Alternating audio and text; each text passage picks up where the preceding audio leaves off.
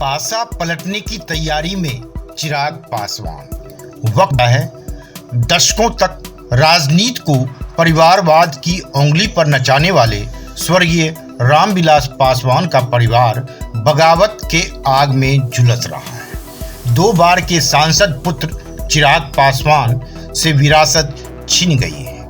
लोक जनशक्ति पार्टी पर भाई पशुपति पारस ने कब्जा जमा लिया है। पारस में लोजपा कोटे से केंद्रीय मंत्री बनने की उम्मीद है। बगावत के खेल में मुख्यमंत्री नीतीश कुमार की भूमिका है।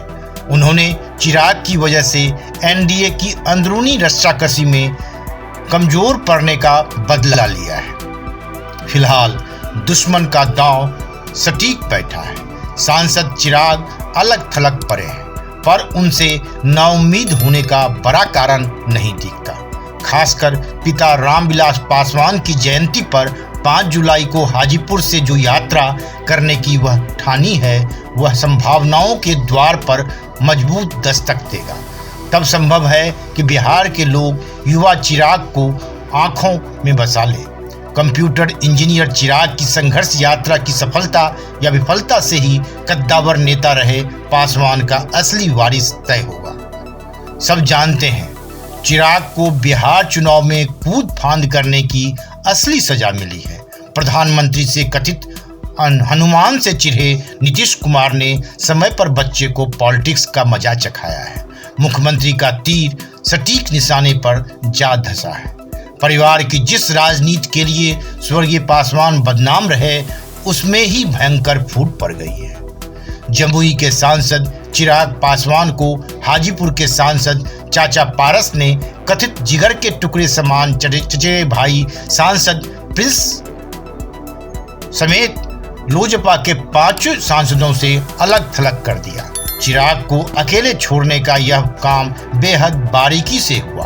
पार्टी के राष्ट्रीय अध्यक्ष चिराग के उठ खड़े होने से पहले ही लोकसभा अध्यक्ष ओम बिरला से लोजपा संसदीय दल के नए गुट को असली होने की मान्यता ले ली गई। लोकसभा अध्यक्ष का त्वरित फैसला चिराग के दिल में तेजी से जा धंसा है।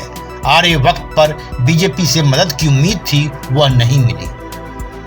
पिता पासवान के बीमारी में हालचाल जानने प्रधानमंत्री फोन पर यदाकदा उससे बात किया करते थे। प्रभाव गाढ़ा पड़ा। उसने प्रधानमंत्री का दुलरवा बनने की लालसा पाल ली। प्रधानमंत्री से मिले प्रेम का वह विधानसभा चुनाव में सार्वजनिक जिक्र किया करते। उसकी वजह से दबंगई से घाघ राजनीतिज्ञ मुख्यमंत्री नीतीश कुमार तक पर रौब गांठा करते। बीजेपी की भक्ति में लोजपा का लुटिया डुबोने के बाद भी लोग मानकर चल रहे थे कि देर सबेर चिराग को केंद्रीय मंत्रिमंडल में जगह मिलेगी, क्योंकि चिराग के इस्तेमाल से ही बीजेपी ने सहयोगी नीतीश कुमार को पार्टी का कद छांटने में सफलता पाई है। स्वर्गीय पासवान के असामयिक निधन से खाली हुई सीट मोदी मंत्रिमंडल के संभावित विस्तार के साथ भरी जानी है। केंद्रीय मंत्री के निधन के 6 महीने बाद भी लुटियंस जोन की महत्वपूर्ण कोठी 12 जनपद को पासवान परिवार से खाली नहीं करवाया गया। सियासत समझने वाले इसे खूब पढ़ ले रहे थे। यह पासवान के पुत्र चिराग को मंत्री बनाए जाने का संदेश था, लेकिन सियासत में कोई सौदा सीधा सपाट नहीं हुआ करता है। केंद्रीय मंत्रिमंडल विस्तार से ऐन पहले चिराग को जबरदस्त लंगड़ी मारी गई। नए दांव से अब चिराग चाचा पशुपति पारस लोक जनशक्ति पार्टी कोटे से मंत्री पद के सबसे बड़े दावेदार बनकर उभर आए हैं। हालांकि बचाव में चिराग ने वह बयान जरूर जारी किया है कि निधन से पहले रामविलास पासवान अपने भाई पारस से निराश और गतिविधियों से परेशान थे। बिहार कोटे से केंद्रीय मंत्रिमंडल में हिस्सेदारी तय होनी है। मुख्यमंत्री नीतीश कुमार दिल्ली में है।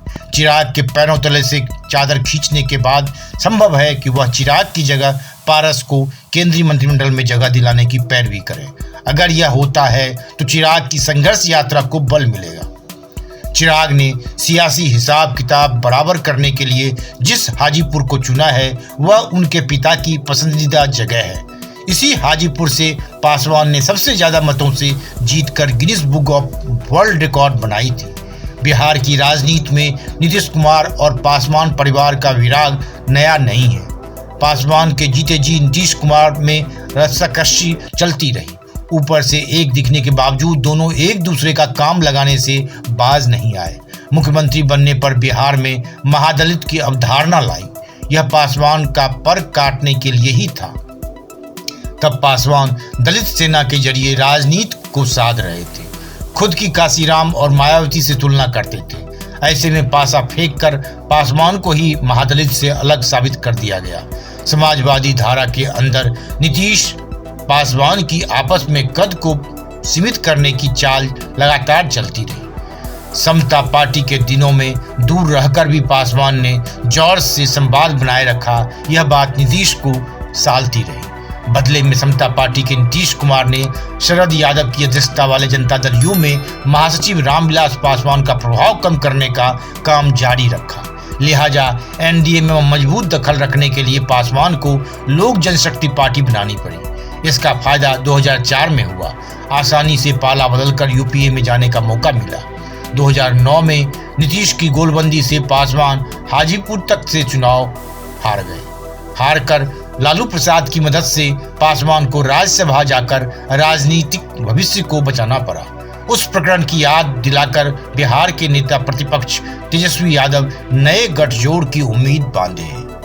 Bureau report, one day matrix.